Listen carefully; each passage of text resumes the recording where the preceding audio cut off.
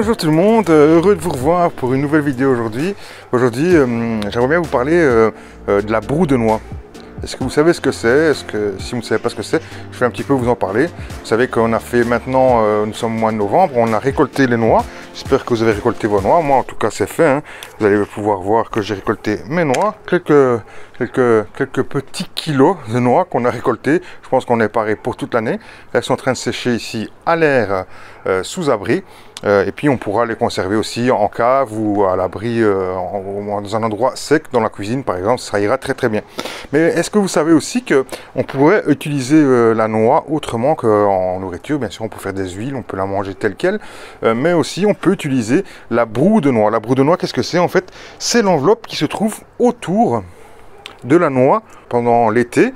Souvent vous voyez qu'il y a une enveloppe verte dessus. Et bien c'est à ce moment là que vous pouvez récolter la coquille de la noix par exemple pour pouvoir faire de la broue de noix. La broue de noix, qu'est-ce que c'est? En fait c'est un colorant naturel qui vient de la coquille de la noix, et en fait on va pouvoir mettre en peinture des bricolages, du bois, tout ce que vous voulez. On va pouvoir bien sûr lui donner une teinte naturelle sans que ça vous coûte 1 franc.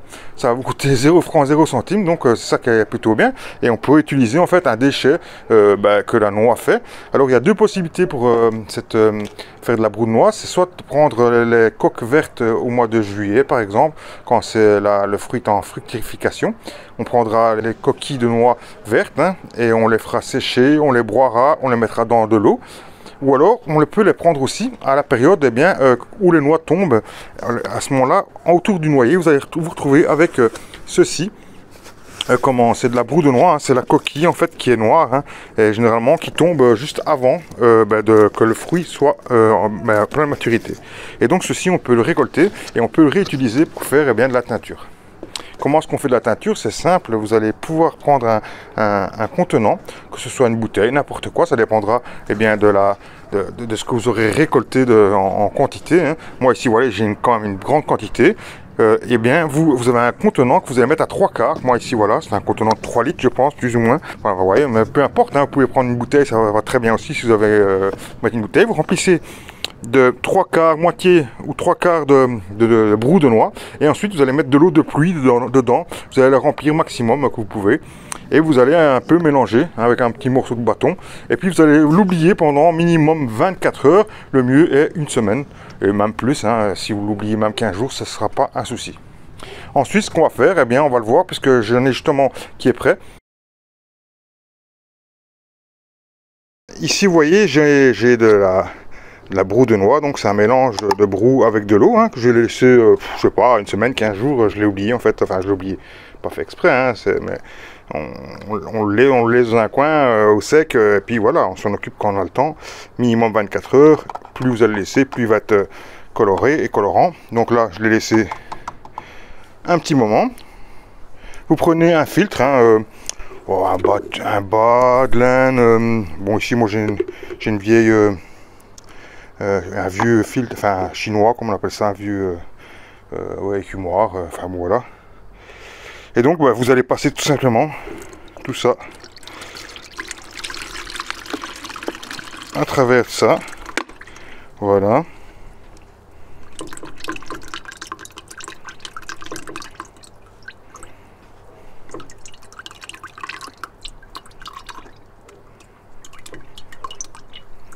On va obtenir bien sûr un colorant naturel,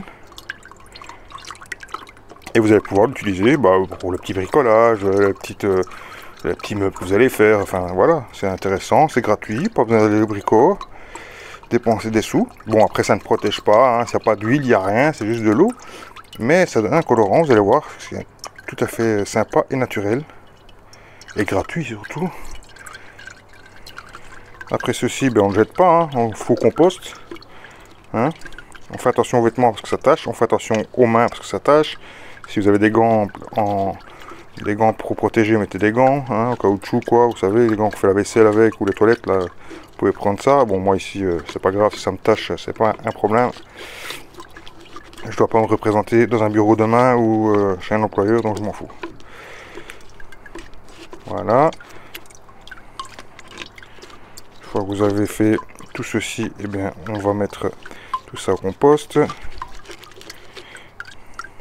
Donc, eh bien, vous obtenez un jus, hein, comme ça, voilà. Et ce que vous faites, eh bien, vous prenez votre pinceau et vous venez peinturer. Bon, ici, c'est juste un bête bout de bois qui n'a pas été poncé, rien du tout. Voilà. Et vous allez obtenir, eh bien, une teinture naturelle du bois pour pas 1 franc, les amis. Voilà, pour faire vos bricolages, pour faire vos meubles extérieurs, que vous faites vous-même, par exemple, si vous êtes un peu bricoleur à la maison. Si vous voulez, par exemple, mettre un peu de gaieté aux tuteurs de tomates, ils sont en bois, et vous dites, bon, voilà, je peux les mettre. Bon, bien sûr, faudra le refaire souvent, hein, parce que la pluie va altérer tout ça. Hein, tout ce qui sera à l'extérieur, ça ne teindra pas, hein, c'est pas comme de l'huile. Mais ça permet de pouvoir teinter gratuitement. Et ça, on peut le remettre en bouteille après, on le garde tant qu'on en a, hein, et pas de souci. Et ça permet de teinter vos meubles gratuitement. Si c'est pas assez teinté la couleur, une fois que c'est sec, vous recommencez. Et voilà, et vous faites ça à profusion. Et c'est gratuit, les amis. Voilà une petite astuce que je voulais partager avec vous. Que je fais, moi je fais un peu de bricolage. Donc d'ailleurs, on va sûrement bientôt ici l'hiver passer en mode bricolage. Je vais sûrement faire beaucoup de bricolage. Donc j'aimerais bien, ça fait partie, on va dire, des petites vidéos que je vais voilà, vous montrer. Parce que je vais faire un petit bricolage qui sera axé au jardin et pas, hein, parce que je suis en train de rénover aussi ma maison. Donc voilà, si vous me suivez sur Instagram, vous savez tout ça déjà.